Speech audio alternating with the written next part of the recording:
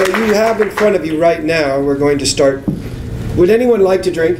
Just an idea. Throwing it out there? Yes. Good? Okay. We have 4 examples of terroir right in front of you, and we're going to add 2 more to it in just a moment in small copitas.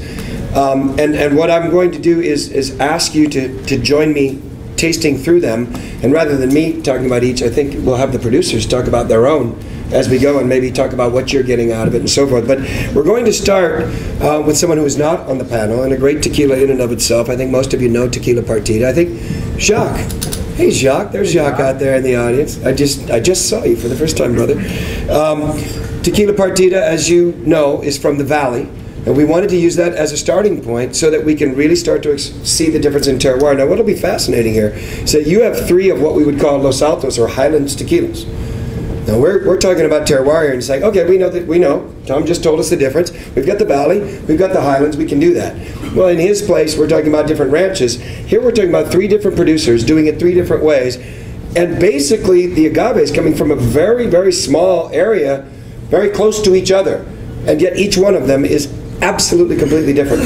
And if it's not, then you're going to have to come to our class where we can teach you more advanced tasting skills. But quite frankly, honestly, I think everyone can just pick up the glasses and smell the differences, much less taste them. So I'm not going to teach you how to taste because everybody in this room is a good taster already. So let's just go to the Partida first quickly. And as you know, or if you don't know, you should, this is all estate grown, estate fermented, distilled, and bottled. So it's all coming from the Valley. It's all coming from down near Amatitan. As a matter of fact, those photos I showed you earlier of the very ancient fermentation, that comes from very near Partida, just right around the corner. So they're kind of in the heartland of where we believe tequila as a mezcal began. And you'll notice, if you just smell the differences, for example, between that and the Siete Leguas, you'll see a vast difference. Now these are actually made in very similar styles.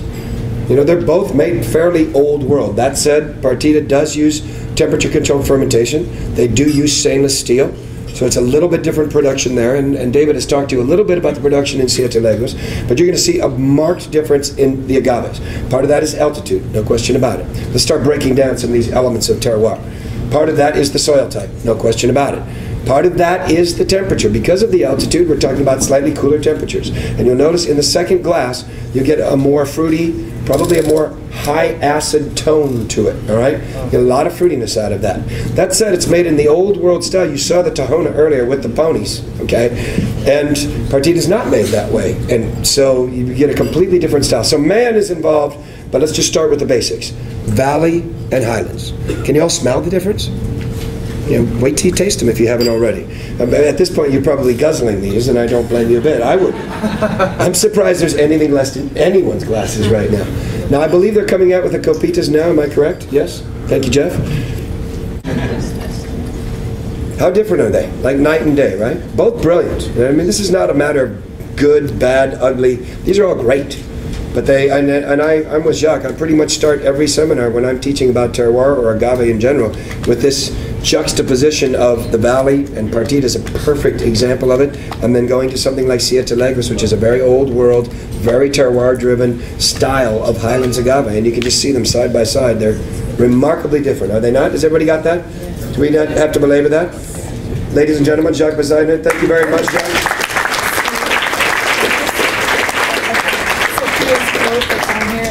Oh, you want to read that? Yeah. You want to tell it? I think when we're talking about Partida, we're talking about Partida on the handout you have in front of you. There's a quote from Sophia Partida, which I think is really important here.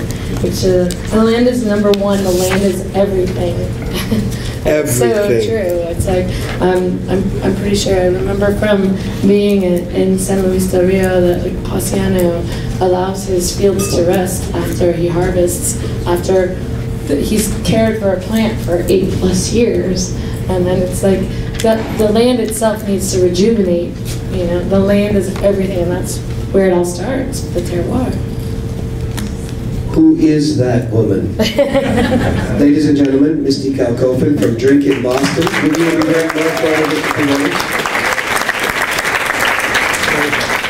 David, would you like to just say a few words about what you're getting in the Siete Leguas before we roll on into, and I'll introduce our final two panelists in just a second. Sure. Siete Leguas, to me, exhibits, maybe I'll draw a parallel or a comparison to drinking wine. Because they were talking about, somebody mentioned something about a lot of brightness, some high tones, Steve? Yeah, so, you know, I would probably say that if I was drinking a white wine right now and I wanted that same effect, I would drink a Sauvignon Blanc. So maybe a good way to kind of draw the parallel to drinking a good bright Highlands is you do get those same characteristics. You do get what you would get out of a Graves. Okay? You get a lot of minerality. You get citrus. And how am I doing with my wine 101? I grew up in the wine business, but it's been a long time, folks. But a lot of citrus notes on the Siete Leguas. A little bit of white pepper in the finish. And I always get a little touch of mint in there as well, too. Nice long finish.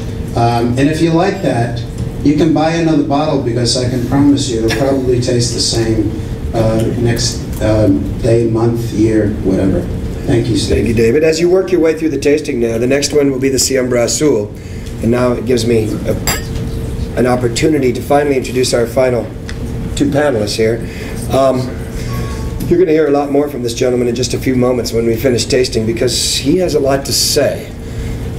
David Suro Pinera, who has been an advocate for tequila for as long as I can remember.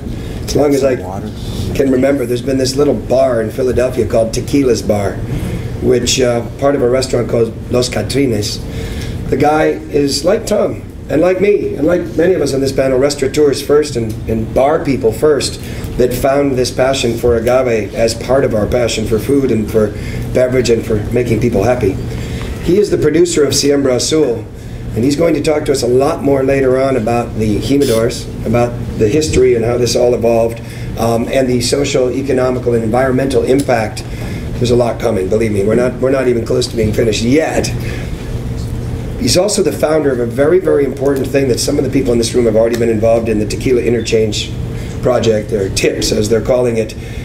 And maybe even more importantly, if you can be more important than that, he has this amazing foundation, the Siembre Azul Foundation, which is all him giving back to the industry. And basically, he started off with this research mission and found that there was a big problem down there that he could maybe do something about. And you're going to hear more about all of this in just a little bit.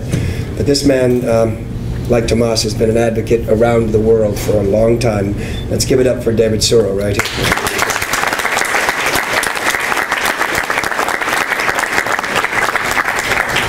Thank you very much, Steve. That's I love your introductions. They're unbelievable. But okay, well, let's focus about Siembre Azul right now, the profiles that we find. And before I get into that, let me just explain to you what we were looking for when we were working on this project. We don't have a distillery. We had to go and search for a distillery. But before we start to look for a distillery, we did exactly what we're talking about. We went to the terroir that we feel comfortable with.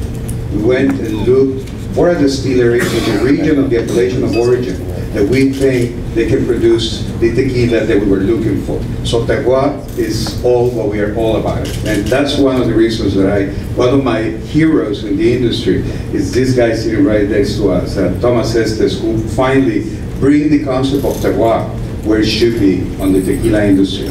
So, what we're going to taste here is a Blanco from a highland that I consider that is a great expression of that particular terroir. It's a tequila that is produced in Arandas, but it's within the golden triangle of the appellation of origin, that it gives us the highest elevation of the entire appellation of origin. And one of the things that we do in order to take advantage of that is to produce only on cold weather, in the winter time. Therefore, we can slow down the process of fermentation, distillation, okay, and the hybridization too. So what we do the result of that is that we can have the expression of the agave from that region really maximize what is there for the agave to tell us in this glass.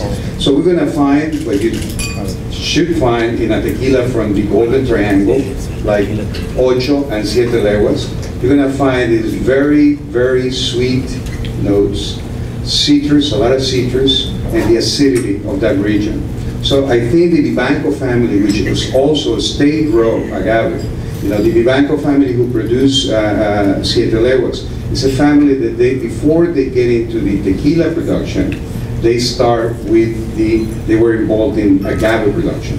So this is a product that it has, you know, all the love from the people from this family, and I think it's a very good representative of that particular terroir from the Golden Triangle. Okay, that's the Siembre Azul. David Suro, who you will hear from again in just a few moments as we finish tasting. Tomas, do you want to talk a little bit about this particular ranch and what we have going on here?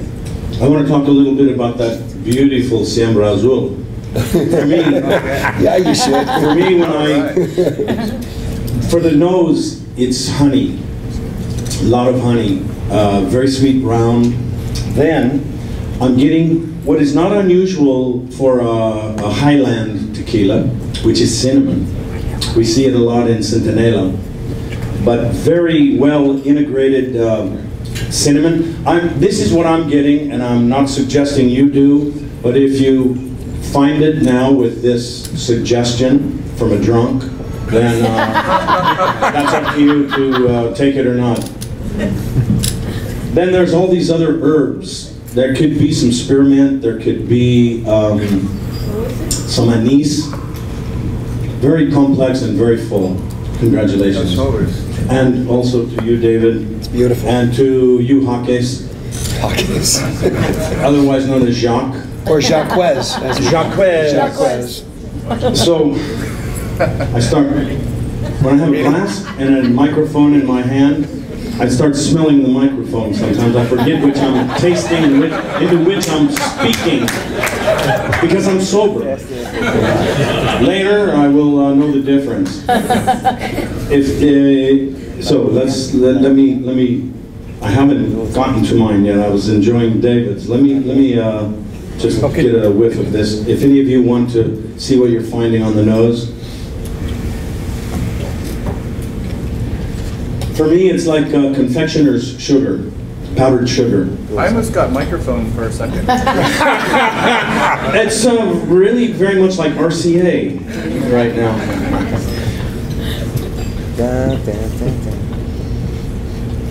Which one was this, Tom? This is actually Ocho Las Pomes. And somebody asked, so one thing I didn't tell you is that all of these ranches are, how did you describe it, David, in the Golden Triangle? Is that what you called it? Golden Triangle. The Golden Triangle, which is Arandas, Jesus Maria. So this is actually almost in Jesus Maria, Las Pomes. It's actually closer to Jesus Maria than Arandas. It's very close to the distillery, and it's actually even closer to Felipe Camarena's distillery. So let's see how it tastes. Oops.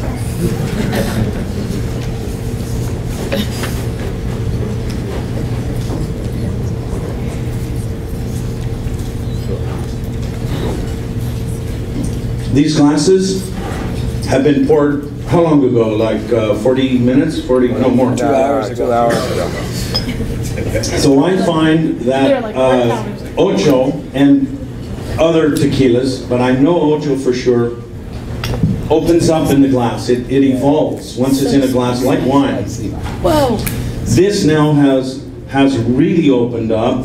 For me, it is very soft, very recessive, very feminine, and as Carlos Camarena himself says, it's dangerously easy to drink, I think. Carlos Camarena being the producer.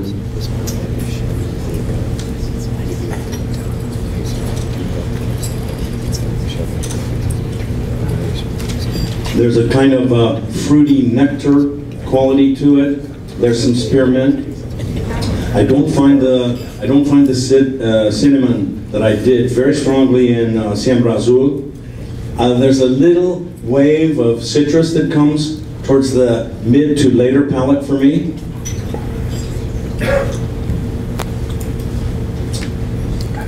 And it's more sweetness than acidity. Some of the other Ochos have more acidity to them, especially this last one that we've produced, Puertecitos, very dry.